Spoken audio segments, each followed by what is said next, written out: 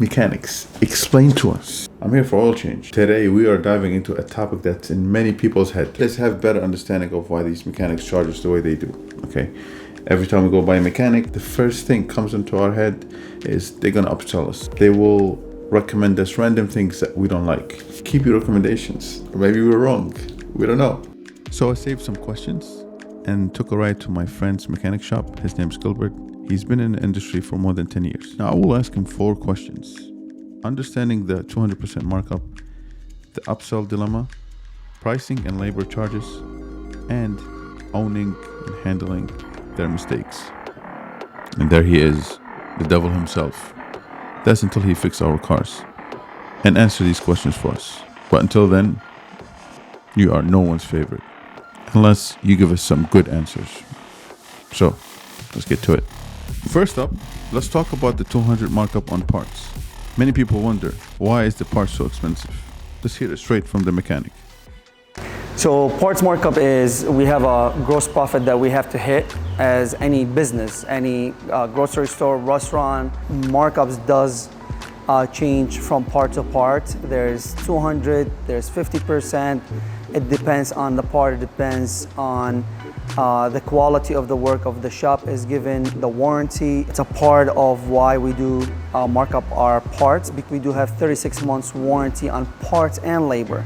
So if anything happens, we will change it for free for you with no question asked. That's why we mark our parts, so we can have the room in the future if we have anything happen that we will be covered, us and the consumer too. So marking up our parts, it would help us also pay our bills with our labor. Obviously, I know a lot of people think the labor should be paying for our technicians and our bills and everything, but that's not the case with any businesses, especially our business. When it comes to automotive, it's combination from parts markup and our labor, where it help us to pay everything, pay our bills, and maybe at end of the day or end of the year as an owner we'll get some to get paid. Now healthy business, an owner could make up to 20% off of the profit or as a profit, but a lot of our businesses, because of this, people thinking we mark up our parts so high, a lot of business or a lot of owners, they try not to, so they end up paying themselves less if they were working for anybody else. Maybe they leave with a 5% or whatever it is, but the industry standard is 20% for any business, and most of blue collars is 20% or between 15 to 20%. Next, let's tackle that topic of upselling and recommending additional services. You might just want your car to be fixed, or you might just want to get an oil change. Why are you recommending all these other parts? Are you trying to get 200% markup on those parts that you have in stock? Or what's the deal? So let's find out.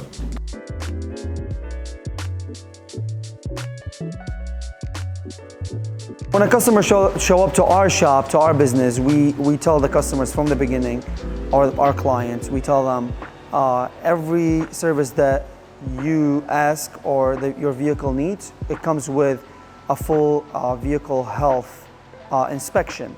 The reason why a lot of the clients, they don't know what's going on with their vehicle. You think your vehicle needs only an oil change, but if your vehicle has 50,000 miles, we do go and look at the history and look at what the manufacturer recommend at those miles. We recommend them to you. And then also we check all the safety and components when it comes to tires, brakes.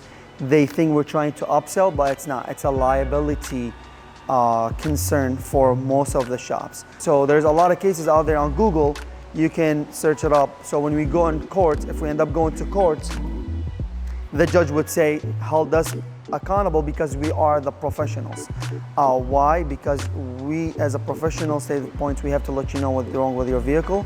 So if you decide to sue us, or if somebody died and somebody has to go to jail or whatever it is, it's the business owner or the manager, whoever was that day, is going to end up going to jail. So we try to cover our behind when we do that. You have the right to say no, whatever it is. You say no, but you have been advised, you have signed the papers on saying no, I just want my oil change. I don't care if my car is gonna break down or my car has a coolant leak and it's overheating.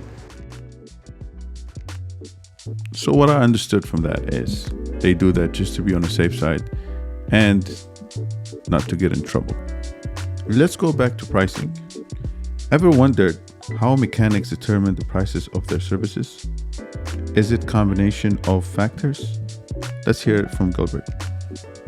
So the way we factor, there's a formula out there. Take your monthly expenses, your fixed expenses, and then there's a formula, and then it tells you how much your labor rate should be.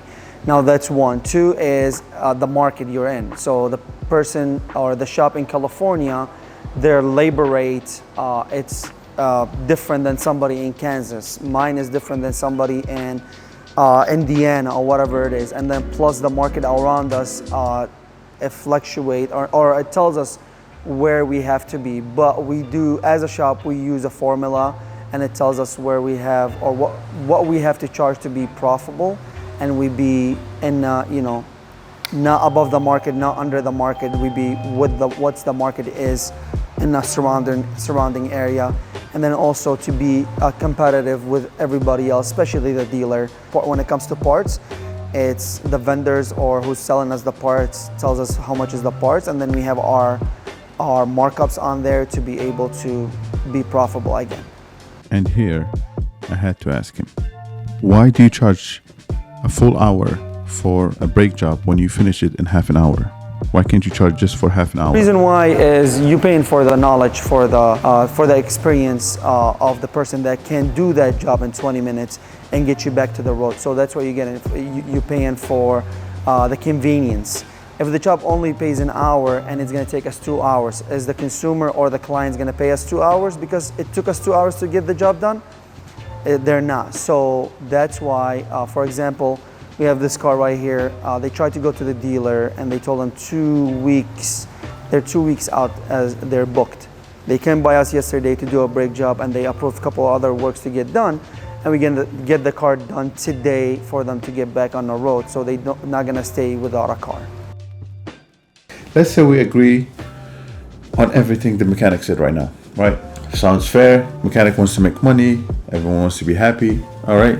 Finally, what happens if a mistake was made? If you recommended to replace part A and the issue was with part B, why should I pay for part B? That was your mistake. You asked me to replace this and pay for it. I trusted you. So why should I pay for it? The way should be when you call for a business and then you ask, I have a check engine light going on with my car. So we, in my business, we have me and my brother, we are master techs or my partner, and we know what it takes to diagnose the vehicle to tell you what's wrong with your car. So if you come in and your secondary air pump was bad, we fix it, your check engine light is gone, you drove 1,000 miles, your check engine light came on. That doesn't mean we diagnose the vehicle wrong. It could be a trillion other things that set up your check engine light. For example, you might have a misfire. Now you need spark plugs and coils, or maybe coil, or maybe a spark plug, or maybe an injector, or you have a timing code, or you have a timing sensor, whatever it is. So, but to sum it up, if it was wrong, if we diagnosed the vehicle and we told you 100% your car needs $1,500 to replace whatever we're trying to replace, and then it was wrong. Well, whoops, it was not the secondary air pump. It's something else related to the secondary air pump that caused that fault to be on. Then it's gonna be on us because we messed up. We will take care of it.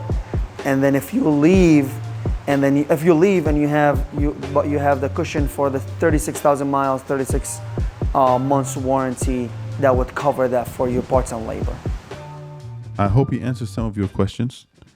And if you have more questions you need to ask him, please let me know down below in the comments, and probably I'll make part 2 to answer more questions. Other than that, thank you for watching. I hope you learned something.